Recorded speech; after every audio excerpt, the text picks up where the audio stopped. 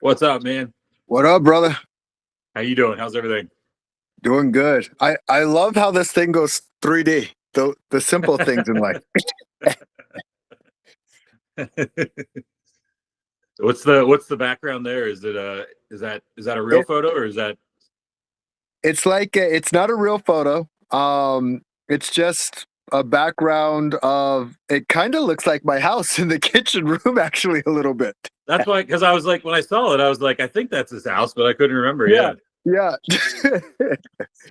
It's so cool. Like I love this game so much because there's a saying, and I think we could actually play with this.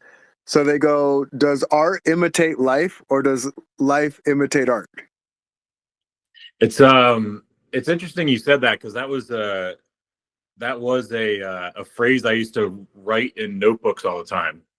Hmm. And it was like I used to write art, and then I would have a line through, and it was like life, and it was like which one, keep flopping back and forth. That's really interesting. You said that. Yeah. No, that's super cool. So we could go on that topic then. Yeah. 'Cause No, I think that's great. I think that's great. I think yeah, that's we could definitely dive in there. Yeah. yeah, I like it.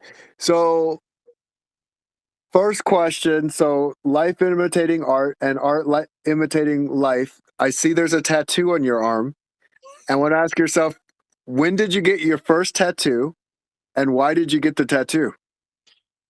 My first tattoo was it's on my calf. So my first tattoo is on my left calf, and it is a pink sky image of illustration of Robert Frost's Road Less Traveled. Hmm. And it was at a time where I got it in the summer of 2016. I got it in Colorado, and we're gonna go heavy right off the bat. It was right at the end of my first marriage, and I was making a lot of very poor decisions. And it was all of my tattoos are intentional and for permanency, and so a lot of them are decision making type things. And that was one where it was so it's the image is the I'll put it up here in post production right here, but the image of the tattoo is the two roads diverging at a tree. So that's what the Robert Frost poem is. And then the road I took is the road less traveled. And what it is it really was about making the right decision, but it was also about being true to myself, because I tend to zig when a lot of people zag. You know Hmm. what I mean? And so it's a lot of times where when people are going to the left, I'm going to kind of wonder, why don't we go to the right? And Hmm. what's down the road on the right? And why can't I go adventure down there and figure that out? And that's been indicative in a lot of things in my life personally, as well as like in business. I always love to find, kind of like in football, like I played the line.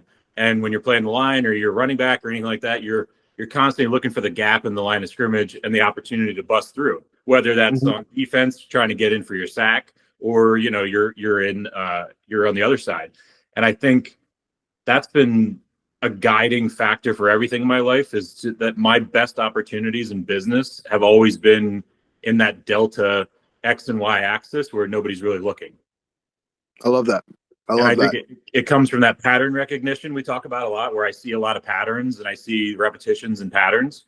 But then I also see opportunity in there. Yeah.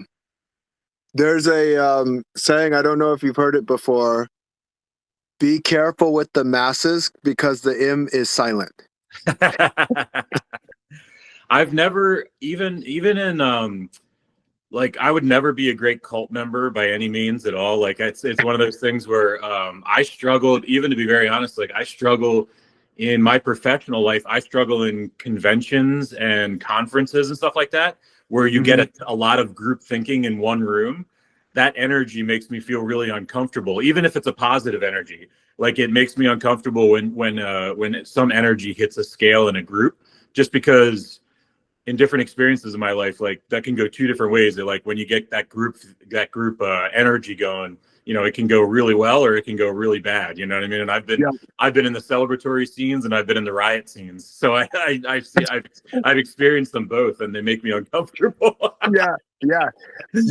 So I was literally listening to a guy today, and he's talking about a book called The Six Geniuses. Very cool. And I go, oh my goodness, the challenge is the challenge until you come into understanding. And what this guy picked up was we all have different levels of genius. And when you get enough of the right people, like there's something about 4 and 5 and 6. I don't know why it shows up that consistently. It's something that I tend to see in personality test and whenever people, the Ninja Turtles, Power Rangers, Voltron, like it even goes into cartoons. It's crazy. Yeah. And I'm looking at it and I go, oh my goodness, like you need a blend of all the pieces to actually make something powerful, to make something stand out. That's so I'm glad you just said that because I've actually been thinking about this a lot lately. And it's like there's a lot of things going on professionally in my life that are opportunities that have come about because I've been open more in the past year to like this episode, like this co-hosting stuff and bringing on a business partner. And I've always been a solo entrepreneur. Like I've Mm-hmm. just always worked in a silo. And Mm-hmm. I really have this like gut feeling in the past few weeks, especially in the past few days, that like the opportunities in my life and those around me, like with this and everything like that, are going to change because of the fact that I've been so much more collaborative. Yeah. Yeah. That And it's like, that's it's one of so those things cool. where it's like, you look at every time I burned in business, I burned Yeah. out mentally, but I burned out mentally is like self-inflicted because I didn't have a team. Yeah. Yeah. Like Like it's like I realize like I would do you talk to your GPT ever? all day, every day. Yeah. So it's so cool you can talk to the thing and I'm talking to it like, okay, what's the difference between a shark and a dolphin?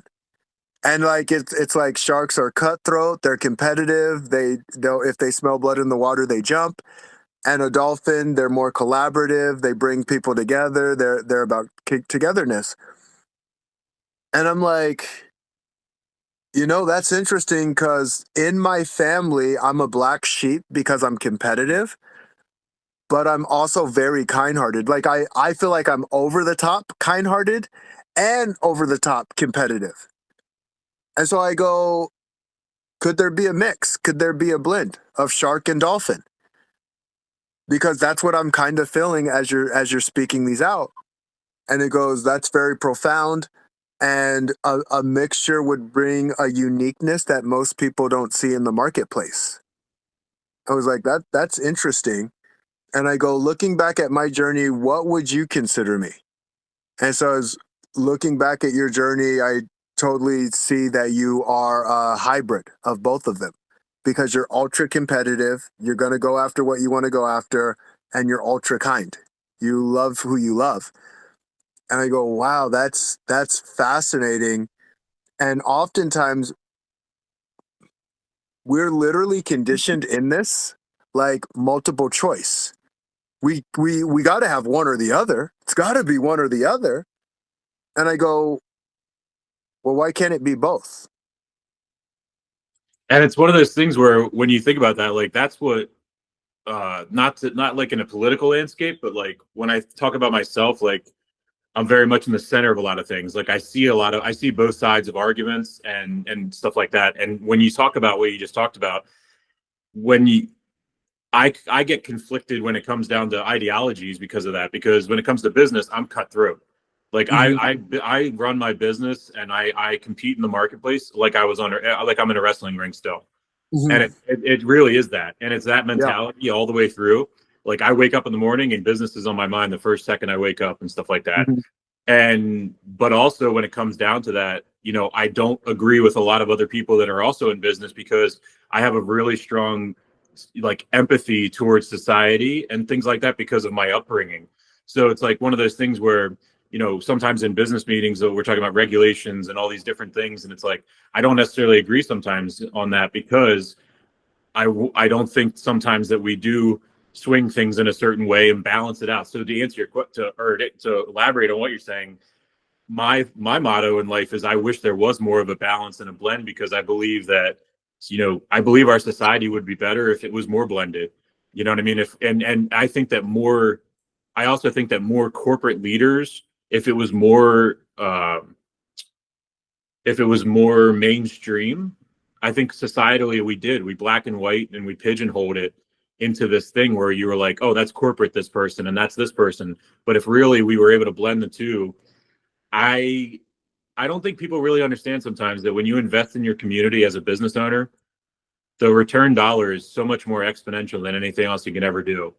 And it's Yeah. like I was just talking about I was talking with my partner this morning. We were having a strategy session, and I talked about it in a way of like manufacturing products. So you have a manufacturer, you have a distributor, and you have a retailer, and you have consumers. And the consumer spending their money and going to baseball games and all this other stuff with their kids and their family, and the product trickles down, and then the money trickles up. And what people don't realize is if you don't have a strong base at the end of that chain, like if you don't have a strong community that's thriving and has disposable income and are supporting those businesses, and those businesses aren't supporting this, it's like we've lost sight of like what trickle down economics is supposed to be. You know what I mean? Like it was supposed to flow both ways, but we're not investing empathy, I guess is what I want to say. I don't think we're investing enough time in empathy and understanding. And I think if we started there, I think the money would come later, because when people could pause and be more empathetic and understanding of each other, you know, it makes more sense to invest in things you understand. And I think that that's the biggest thing, is when you don't understand the community and you don't understand your retailers and you don't understand your consumer, you can't understand how to invest in your community to build your consumer up, because you don't know them. There was a quote, like, you know me, I'm not religious by any means, but I do read the Bible. And there's one thing that sticks to me all the time when I talk to people about things like this, and it's when Jesus was saying about coming back, and everybody's like, well, how will they know? I'm going to paraphrase, and I think it's in John, if I remember correctly. And it's like, when I come back, how will I know that disciples are mine, and things like that. And it's basically like, I'll know who my disciples were because of how they show love to each other and those around them. And it's one of those things where I think we lose sight of that sometimes, where, if we want to follow different religious ideologies or societal ideologies, all of those things, the common core thing is that if you loved one another and those around you more, everybody will prosper. Yeah. Yeah. A complete spillover. And I'm curious where this is going to go. First, I want to say I feel like you're a master in your world, in your life, in your journey, because a master is ever learning, ever growing, ever expanding. And you essentially started an alcohol company, right? Yeah. And I like what I love about that is it's really come full circle, essentially, where you went into a space of sobriety. You went into sobriety, you started an alcohol company, and I know your heart and I know your mind and I know you're a powerhouse of a thinker. So can you walk me through like that process of what that looked like? Yeah. So I've struggled over the past few years in my sobriety and figuring out like where my career should go. My entire career has always been tied to alcohol, and to the point where it was a part of my brand. Like there was a brand for years in the craft beer industry, and specifically in Pennsylvania, that was my face. It was a cartoon version of my face. I had a big mustache, and it was called the Beer Ace. And so it was a part of my life, and it was one of those things that the beer industry gave me so much. I disassociate like the alcoholism with that. The Mhm. alcoholism is my responsibility and my accountability. The industry of the alcohol industry gave me everything. I was never put in situations where I was forced to do anything or anything I didn't want to do. Was I in situations that were way above my years? Absolutely, but that's part of learning and evolving. And I think it's like I look at it different lenses at different times in my life, but it's one of those things where it's a little bit of all I've ever known, but also it's a little bit, and I've actually never even spoken to anybody about it this way. I'll be very transparent with you and vulnerable. It's a little also about the competitive piece. And it's like, I know that I'm also an expert in the alcohol industry. I know how to build brands in the alcohol industry, especially specifically, in the beverage space and things like that. And it was one of those things where it was like, I know there's a lot of opportunities that are existing right now in marketing and branding and things like that, and different profiles. And I'm jumping in the same way I just talked about with the Robert Frost tattoo. We're jumping into a delta, and we're finding voids. So we're specifically coming out with product formulations that aren't being produced by everybody else right now, but they're Oh, they're nice. high demand products. So yeah, we're coming out, and we're not coming out with a seltzer. We're coming out with a all natural juice margarita cocktail. So it's Mm, like it's one of those things where it's not a crappy margarita cocktail mixer. It's a real juice, no added sugars or anything like that, and high premium agave tequila. So we're coming out specifically with things that are again at the line of scrimmage. We're looking at the gaps, and we're looking at where to punch through in the line of scrimmage. And that's really that's one of freaking the things. awesome. And the next piece of it is too is the way we're going to market with it is different. We're going to market with a nostalgic transition, but with working with real artists. So we're not working with graphic designers at a third party marketing agency. We've shaken the hands, and we've worked side by side with the artists that are contributing to the marketing campaigns we're doing. And all the Mhm. marketing campaigns are based off of my life experiences as well as my partners and all of our group of friends. So that's one of Yeah. the things too. The actual company, the investment that we got in is from our internally, with our group of friends, which is our old rugby teammates out of Drexel University. So these are like 20-year relationships. We didn't go to private equity. We didn't go to a bank. We didn't go to any of these places. We reached back and said, hey, listen, we want to start this company, and we wanted to exemplify our relationships, and we wanted to encourage other people to have those relationships. So a lot of our marketing is going to be geared towards phoning a friend, who's, that friend you haven't talked to in 5 years, you go and call that person.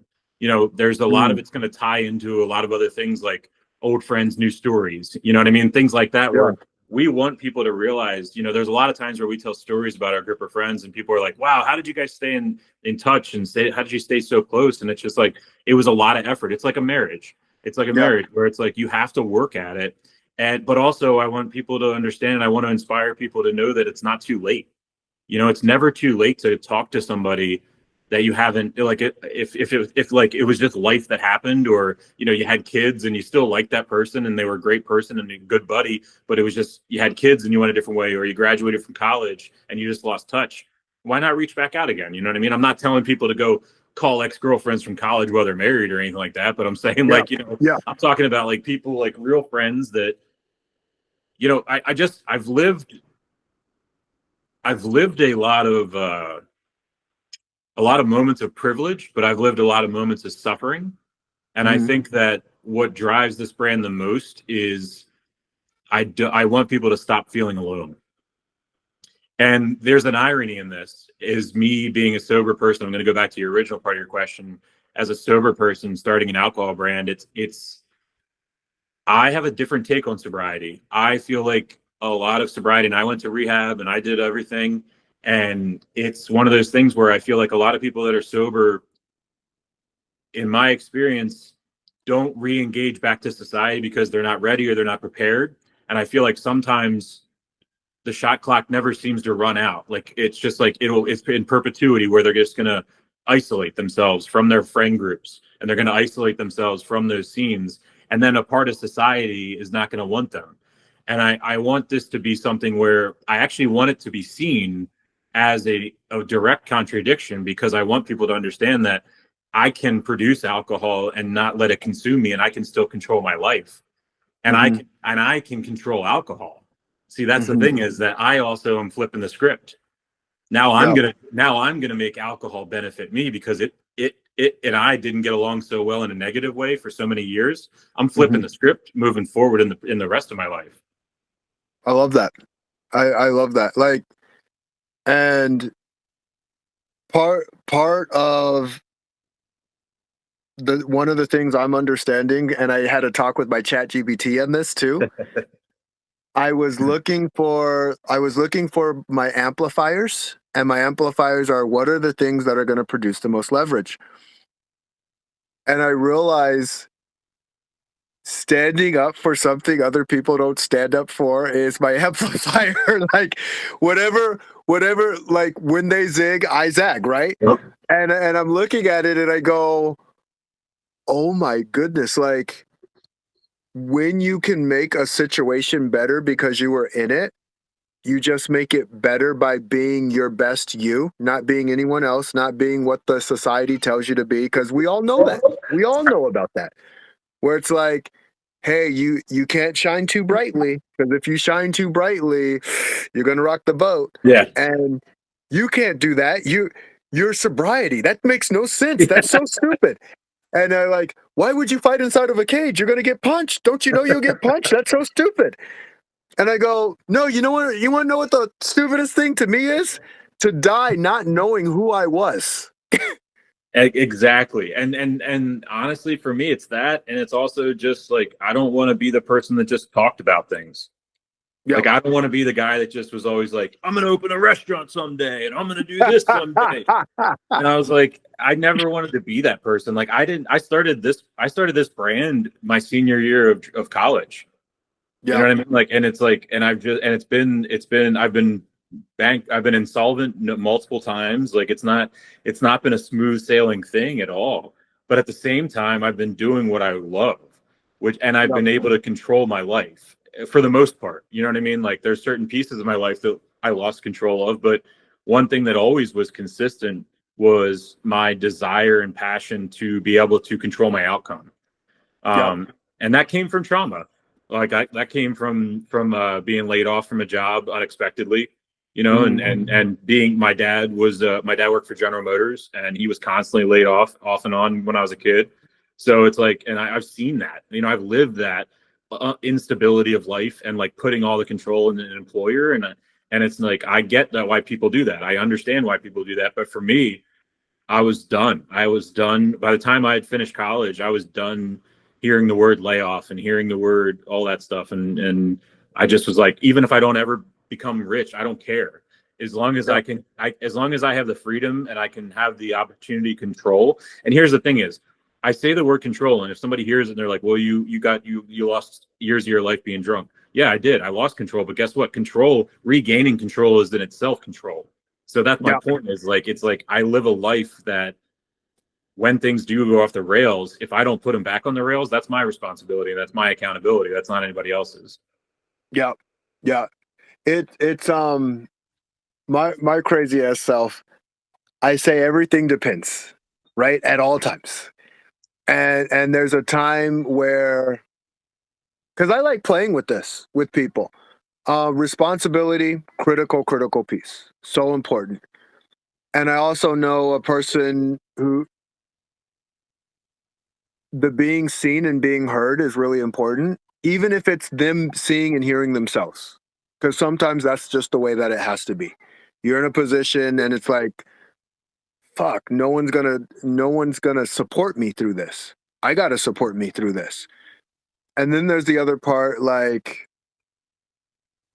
the funny thing, like the thing that's instantly coming in is when they all sit someone in a seat and everybody's around them telling them like this is an intervention. And I always ask myself, is there a better way? And ultimately, I think the best way is to figure out what a person really wants. That's what I do my best at doing, is like asking questions and seeing what they want. Because when it comes out of their mouth, it's one thing. When it comes out of my mouth, it doesn't mean shit. It wasn't like, you're exactly right. And speaking from my experience, like I went to rehab in the fall of 2018. I got stops and starts of sobriety. Even that didn't work. You know what I mean? Like, it wasn't until 4 years later when I had a complete drunken, like complete rock bottom scenario in December of 2022 when that was my last time drinking. So like, even then, like, even going through, like, I rehab was successful for me in the sense that it gave me the tools.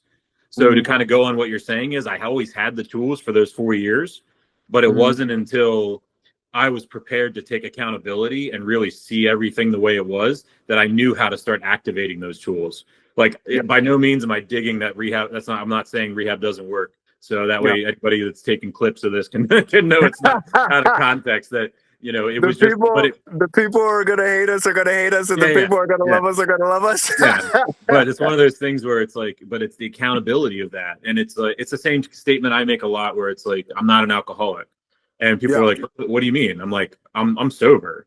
Like I could be an alcoholic if I started drinking again, but I'm not an Hmm. alcoholic anymore.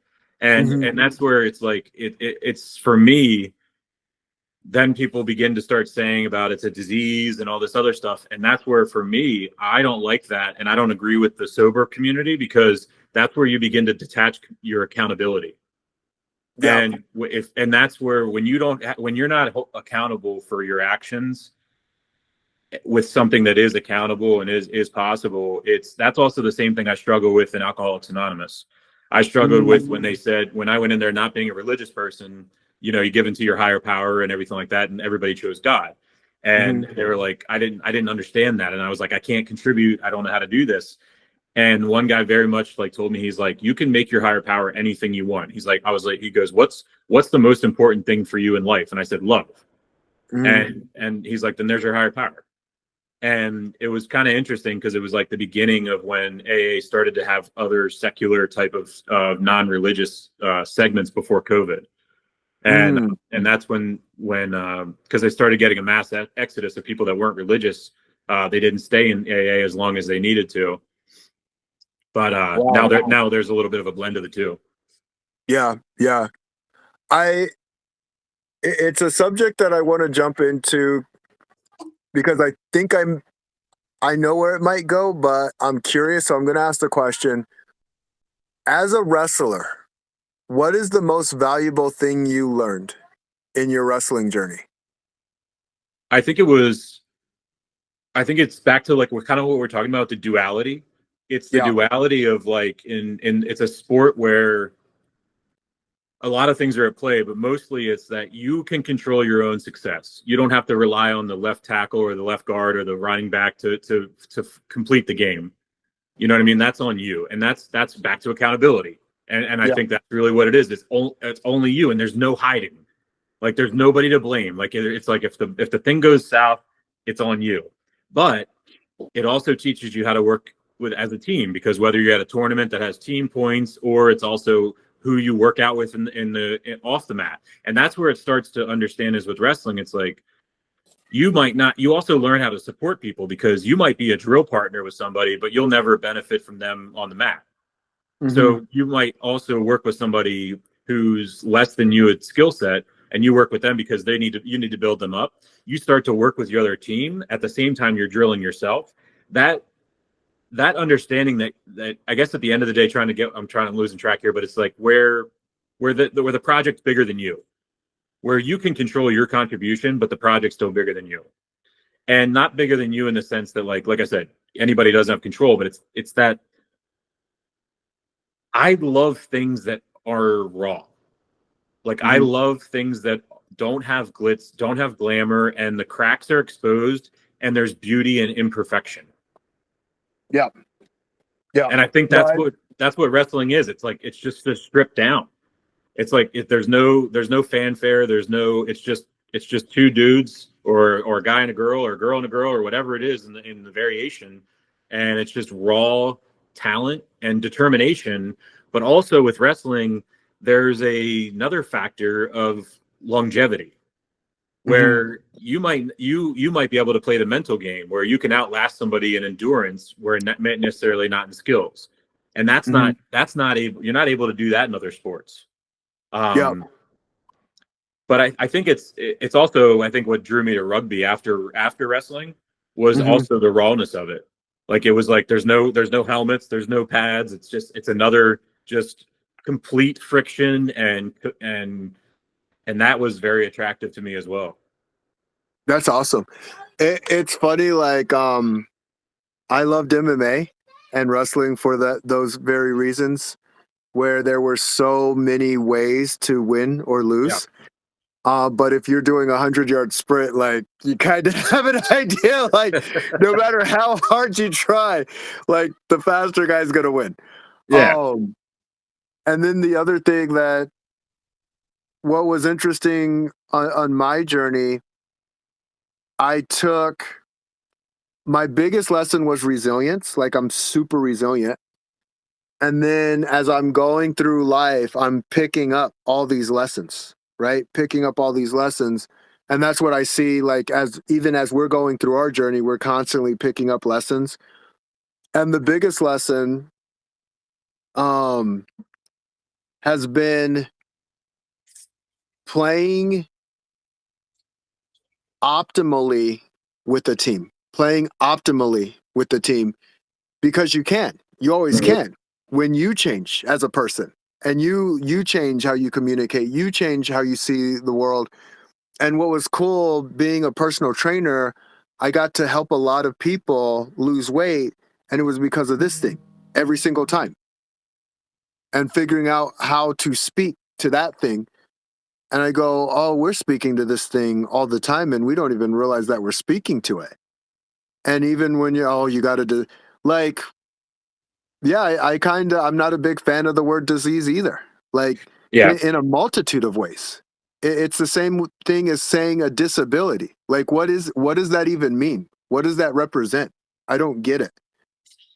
I worked a summer camp for many years in a row, and there was a kid that came to the summer camp and he had muscular dystrophy, and it was like kind of like at the time it wasn't a lot of like basically when he came he had an electric wheelchair that was like over 100 pounds. I mean, it was a heavy wheelchair, and we were Mhm, like we're going to this outdoor things, like we're mhm, going out camping and we're going all these places, and I'm thinking to myself, like, how is this kid gonna enjoy his summer? Like, this just sounds horrible.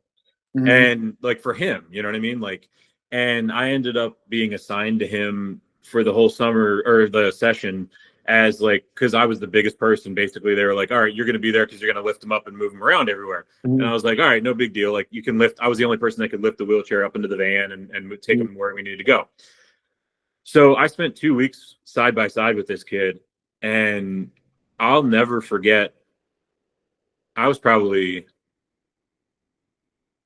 18 or 19 years old at the time, and his name was Alex. And I will never forget that kid, for those 14 days, never cried, never complained, never anything, and just loved every moment of everything. And at Mhm. the end,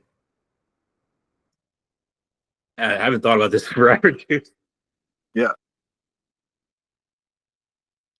At the end, I told him, I said, "You're like one of the most positive kids I've ever met in my life." And he said, "I want to thank you because I got to have such a good time because you never once said I was disabled, and you never Yeah. once even made a comment. I just talked to him like a regular kid, and I lifted up the wheelchair and I lifted him, and we just engaged as if he was like everybody else because he is." And it was that was something else because you then think about that and you're like, it is different, and it's a privilege to have all the abilities that we physically have, but also at the same time it's a lesson. If somebody doesn't have those abilities and they have a better outlook on life than you, then that's some accountability and a introspective time that you need to spend. Because think about that. Like, if that kid can have 14 days, like, or whatever, he lives his life like that. Like, he's not like that. He's like that all the time. Like, he's just a Yeah. positive kid, and he can live his life like that. Like, why can't anybody? Like, why? Like, what do you have to complain about? Like, what? Like, what? Like, Yeah. what is wrong? Like, what? Who soured your coffee this morning? Like, you got two legs, you got four arms, and you got a roof, and you have Wi-Fi, and you have heat. And yeah, there's a lot of kids from that summer camp, but that one was one that definitely stuck out. It stuck out a lot. Yeah. That's powerful. It's a crazy lesson. So my mom was an RN nurse. So I got to see people in their deathbeds. And I learned something, which is we're all way more the same than we are different. Yeah, And when a person has to deal with the challenge, they get to see what attitude they're going to have. And sometimes, like, some of the strongest of us go through the challenges because going through a challenge allows you to see where the opportunities are. Yeah. And I'm like, there was this one guy, he didn't have legs. And he's telling this story about how he got in this airplane with no legs. And this one person gave him like this dirty look because of course he had choice whether he had legs or not. and and he goes, you know, even though this person's giving me a dirty look, I know I get way more leg space than them. and what that did was he's speaking to an audience, letting the audience know you get a choice to take the outlook in the way that you want to take the outlook. Like there's an outlook and then you get a choice. And what I started, like I deal with neurodivergence. I love them. And I didn't realize, holy crap, I think I love neurodivergence because I'm neurodivergent. Like there's a if piece of if me you're just where, now realizing that, I'll yeah, like verify it's that just for you. like, Yeah. I'm like, I don't think like most people think because they want to stay in the herd. And I'm like, I learned the herd was full of shit as a kid. Like I'm looking at it and I'm like, they're pretending. They're pretending to know that they have it all figured out. Yeah. They're pretending because they don't have it all figured out, just like any of us don't have it all figured out. It's interesting you said about the humor thing about the legs and stuff like that. I'm just now like in the past couple of months making a lot of humor jokes in public about my sobriety and stuff like that. And I'm telling old drinking stories and people get so uncomfortable when I'm joking around about it. And I'm like, why are you uncomfortable? It's like, it's my hip, you know what I mean? It's like, but it's one of those things where I'm doing it intentionally because it's a healing tactic. And it's one of those things where I heal with humor. And for me, I'm sealing off now and moving forward by bringing humor into it. Like I was on a conference call the other day and we were talking about beverage trends and craft beer.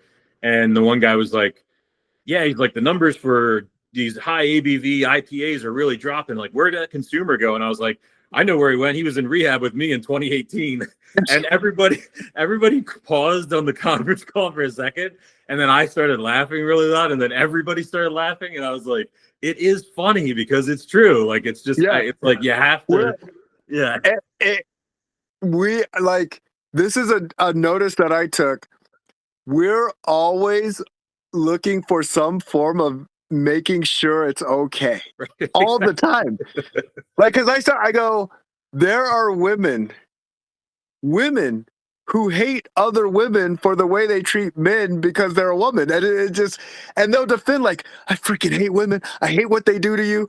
And then there's white people who hate themselves more and they're angrier at themselves for what was done to black people. It's really interesting to watch. I'm like, wow, it's like he's gonna take it, like he's gonna take his own life to prove a point. Like I don't know if that's I don't know if that's the best way to do this. Yeah. And how many times do you have to tell him we know it wasn't you? Yeah. Like, and so I do this too. I don't want to trigger anybody. That's never my intention. My intention is to let everybody know just how zany human beings are. That's my intention. We're nuts. As humans, myself included, we are insane. And I started looking at it, I'm like, oh, it's the emotional factor. It's the emotional factor. Like, we have this emotional brain that's going 24/7. And sometimes instead of looking back and going like, okay, is there logic in this? And sometimes there's just none. I don't know the quote exactly, but it was yesterday. I was reading this thing that it was that it's a very large majority of the population in the United States and other places, but mostly it was talking about the United States. A large majority, I mean, it was like 80-some%, if not 90-some% of the population is actually in an emotional intelligence level of an 8 to 12-year-old human being. Wow. And I really, it resonated with me because like, I know like it wasn't until I like went into like intensive therapy type things and all that I realized my emotional intelligence was was way off. You know what I mean? Like I would think that I was more mature than I really was. And like that statistic for me, I was like, I can see that completely. And that was, yeah, I'll have to go back and fact check myself on exactly what it was. But yeah, it's a majority. A large majority is 8 to 12-year-old emotional intelligence, which goes back to what you're saying is like, that's why we're zany. Like we're all emotionally reactive, and we're all like, emotionally, when our emotions go up, our accountability goes down. It's like one of those things where we just, it's a multi-piston engine that doesn't fire the right way. It's supposed to go the other way. Like our emotions go up, our accountability should go up. I remember, like, and I go, oh my goodness, everyone's doing the best that they can all the time. And when I got into entrepreneurship, I would go networking. And I saw a pattern. We all have this 30-second pitch. And we all pitch it as if anyone really cares about the 30-second pitch. Like, if they actually, like, oh my goodness, I really need to connect with this person because of this thing that they do. Rarely is it that. Rarely is it that. And there was one woman, she did it so naturally. They just loved her energy. And so everybody leaned in and wanted to connect. And I felt it. And I'm like, oh, it's the energy. Like, everything comes down to the energy. Now, I'm sure you see this in wrestling, because I saw this in fighting. Like, I know a good fighter from a not so good fighter. It's their energy. Yeah, 100%. Yeah. And there's people, they'll pace around and I'm like, oh, they're wasting their energy. Like, oh, this is a young kid who doesn't know what they're doing, and they're flexing and they're going to get worn out really, really fast.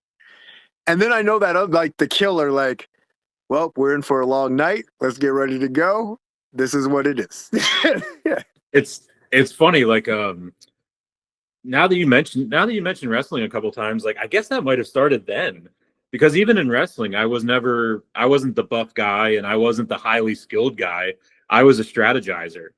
Like, I was the one that, like, I would win because either you leaned in too much and I would lateral drop you in the first 15 seconds of the match, which happened quite a bit, because guys would lean in. I would watch their hips and move in and just see the opportunity and take that.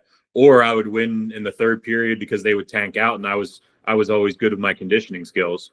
And that I never won because of brute technique or strength. And actually in the opposite, because I wrestled heavyweight in 215 when I was only weighing 178 and 190 pounds. That plays so much, because what I saw with groups of people, the technicians are usually smaller, and the bigger they get, the less technical and more broody they get. And I wrestled with heavyweights. Like, I was wrestling heavyweights. And so I had to be really, really technical and strategize because they were bigger and stronger. Now, the other interesting thing is, in wrestling with them, not only did my technique increase, but my strength also increased. And I noticed, like, I go, does everyone find an excuse to why you get to where you get? And they think, like, you're the only one who can get there. Like, I started, a realization that I took on was, oh my goodness, they think you're this special thing and that they can't be it. Anyone can be special when they proclaim it. Literally, when they go, hey, you know what? I want to be special. I want to be remembered. I want to be a legacy. And then you're going to find out, because the opportunities, I like to call them, the opportunities are going to show up. No, I think it's just a lot of people don't. It's not an intelligence thing, and you're not, and nobody ever says that. It's like, but you and I continue to tell this to people, and I don't think people really understand this, though. Is like, it's really just sheer determination and repetitive perseverance. It's not any sort of strength or supernatural abilities. Some of them, people might say it's naivete. Some people might say it's optimism. Some people might say it's manic episodes. Whatever it is, whatever you want to label it as. Entrepreneurship is just as hard as wrestling, and it's just as hard as the UFC, because it's you're good. Yep. I have 3 coaches, powerhouse coaches, who don't know each other, and they all say it's the same thing. Mm-hmm. And I look at it and I go, oh crap, it's the same thing. Intention. Mm-hmm. When we're intentional towards something, now the mechanism might switch. There's going to be 1,000,001 ways to use a mechanism. But when a person's intentional towards something, even if that's getting a position and needing a degree to get that position, I had one woman tell me this story. She goes, yeah, I got this position over everybody else who had a degree to get that position. And no one knew how I got it, but I was trained to be a salesperson. So I listened to the things that were the most important to that person. She did the observational. Yeah, there you go. Yeah. Yeah. And so I go, oh, this is a game of intentionality. Like, Mm-hmm. it's easy for us to get from one location to another. Now we can do different vehicles like car, bike, plane. There's a bunch of ways to do it mechanically. But the intention is if you're going somewhere, you're going to get there. Mm-hmm. You're going to find a way to get there. But the thing that a lot of times, what I experience when people tell me like different projects they tried or like different things like that, I'll always be like, well, what happened after it didn't work out? And then it always, the issue always is it didn't work out. And it's like, I think a lot of people underestimate that like nobody exceeds or succeeds on plan A. Like No. I talk to people all the time. Like I'm one of those people, like, I know I'm weird like this, but like even just going, like, if I'm going to do something, anything, and I'm doing, Mhm. I have plan A, B, and C already mapped out.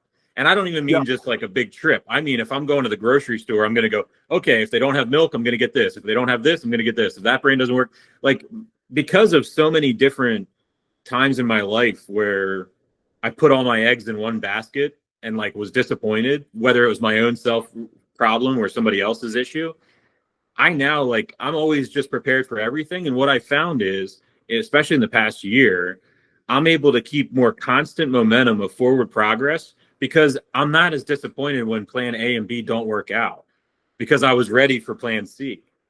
Yeah. And I think There's like a lot of times we get stuck.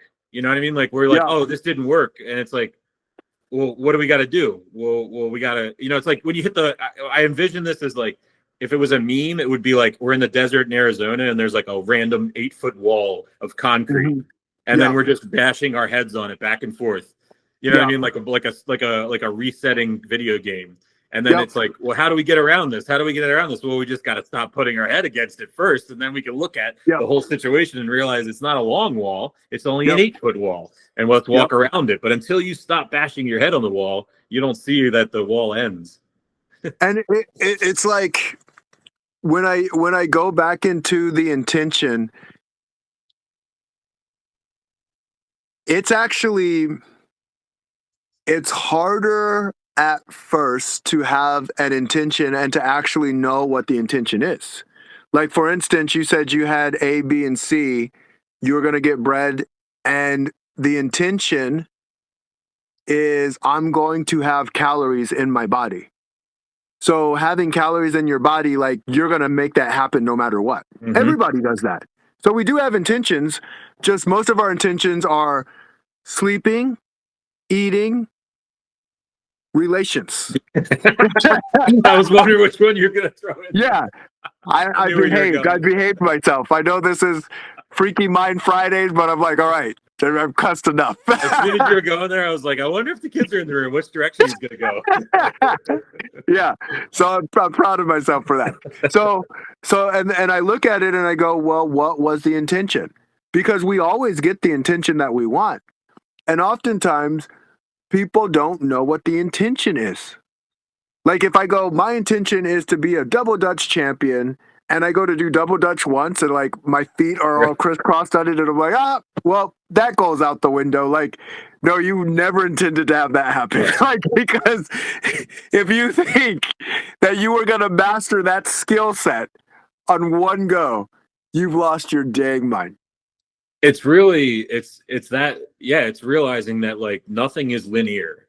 Like Yeah. everything is a squiggly line and a zigzag and all chaos. Yeah. And you have to build your linear line from the chaos.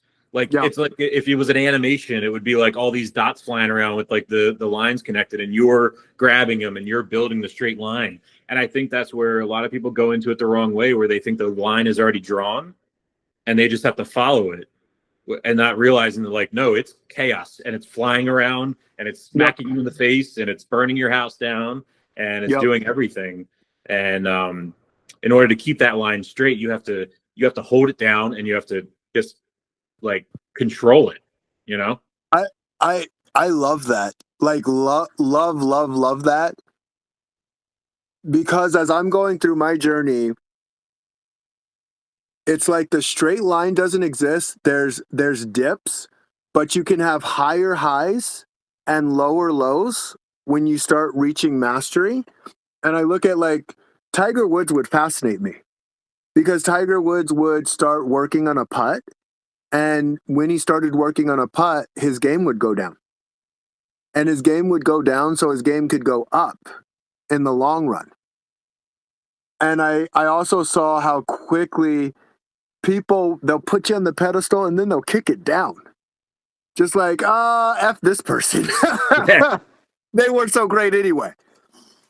And the zigzag thing, that's where I go into full effect. If I have someone kicking other people down, like I'm rooting for them that much more. Like, all right, come on, go prove the society wrong, go prove them wrong. So it excites me when that happens. And I also look into, it's not us versus the society, it's we're all working in the same game. The society just gives me energy to go, guys, we can pull this off. And if we pull this off, we shut the society up for half a second, because they're going to come back with something else, but we shut them up for half a second. It's really, it's a lot of, it's we talked about this a couple times, where it's like, if I was to give any like advice, if anybody were ever asked like how to like take action, it's always working for me. It's always been working backwards. So like I always start with the end in mind, and then I go, okay, what is it I want to achieve? And then that destination from there, I go, okay, then the next step, the second step is, after I decided what the goal is, then I decide what resources do I have available to me directly, and then what resources do I have available to me indirectly with me via my network, and then what resources would I have to go get cold. And then from there, those three buckets all are weighted differently as far as how much of a reality this opportunity could be. Yeah. And 100%. I think that when people realize that you have to work that way and you have to be realistic that way and work it backwards and make those steps, you will quickly realize, when you look at yourself, your direct network of close friends and colleagues and whatever else, and then your third party who you're willing to reach out to cold, when you lay those three buckets out, there's not a lot that's not possible. Yeah. And I think a lot of 100. times we get stuck in ourselves, you know what I mean? Like, and we're like, oh, we have to do it on our own. And we don't realize that there's people out there that will, whether they'll fund your project, or they'll advise you mentally, or they'll introduce you to the right hotel chain that rolls out your new mattress pads or whatever it is, Yeah. No, it's some powerful stuff. And I also want to introduce a new concept to you. Well, it's not a new concept that you don't know about, but I want to play with this on our podcast and get your thoughts on it, because we kind of did it, and we did it just because we know each other very well. So we were able to bounce back and forth. But there's three things that hook a person in to your journey. And it's stories, experiences, and opinions. And so what I want to do when we're connecting with people is have them share their story, like what, and they can choose what story they want to share. Then share their experience and share their opinion. I like that, man. Yeah. And I think what it will do, it adds value to us because we know where we're going. It adds value to the person who's being connected with, because that I'm not even when I look at interview style, I go, wait a minute, interviewers are just really good at pulling these three things out. That's what they're doing. Right. Right. And so it feels good for the person that we're connecting with, and it feels good to the audience because the audience will know if that's my person or if that's not my person. Yeah, no, I like that. I like this. That's cool. Yeah. It's a good I am format. going so like, because I go, oh my goodness, this is a game of, I wanted to influence 1 billion people. I started with influence, and I realized, oh, influence is enrollment. And we're doing it all the time with our Mm-hmm. kids, with our wives, our spouses, our family, our community. We're enrolling people all the time. And one thing that I learned, because I'm so like, we gotta go, like I'm like super tenacious. There's a skill called pace lead, where you go at the pace that they're going. You don't just like sprint past them and like, come on, get to the top. You're only 1,000 feet away. I go, holy crap, I'm learning to be a better leader as I go through this. That's all we can ever dream, man, is Yeah, every day I just try to learn something new. That's what I try. Every day I yeah, just want to learn something new. And I don't care if it's, even to the point where like at the end of the day, I'll ask somebody a question randomly if I run into them at the store just because I'm like, I want to learn something new today. Yeah. that's super cool. I love that. I've been putting an alarm out to support people in being inspired and focused, because inspired feeling good is part of it. But if you don't have the focus and the inspiration, you're not changing your life. It's just something to feel good for a little bit. It's a fun question if you ever do it with a stranger or if you're ever somewhere. It's like, tell me something you don't think I know, but you know really well. Mm-hmm. Oh, And that's then cool. automatically they just give you the thing they're most passionate about. That's really cool. Okay. I like that. I like that. And like one thing that I've learned, sales isn't what I thought it was when I first started. Like I'm like, oh, F that. I'm not. I remember, so I had a belief system entrenched in me when I was a Well, it's personal because you trainer. thought it was slimy sales, not Yeah. consultative sales. Yeah. Yeah. Because when I saw what that was, I'm like, okay, if that's selling, I'm never doing that. I hope to God I never have to go back to doing it again. I'll tell you. I don't miss it. I don't miss it. Yeah. I'm like, and here's the thing, because I go, there's no such thing as a wrong answer. It doesn't exist. And I've had fighters and they're on performance enhancing drugs, and I'm not here to throw their names under the bus or anything, but you look at their life and it's literally life or death to them. So they're going to do whatever it takes, to win. And what was interesting, one person asked, who's better, Ali or you, with Mike Tyson? And Tyson has such respect. He had such respect for Ali. He goes, man, that guy would die, then lose. He would Mm-hmm. keep punching and he would keep coming after you no matter what.